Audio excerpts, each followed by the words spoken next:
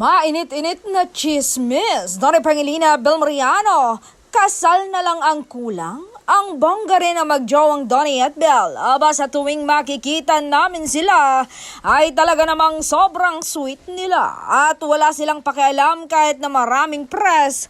Mosa ang mga fans silang kaharap. Palagi talaga silang magkadikit at bulungan. Pero syempre, wala namang problema iyon. Komento nga ng mga ibang press, sobrang komportable at mahal na mahal nila Donnie Pangilinan at Bel ang isa't isa. Kaya naman hindi sila naku-conscious kahit maraming nakakakita sa kaswitan nila. May mga nagsasabi rin na kasal na lang ang kulang kina Donnie at Bel.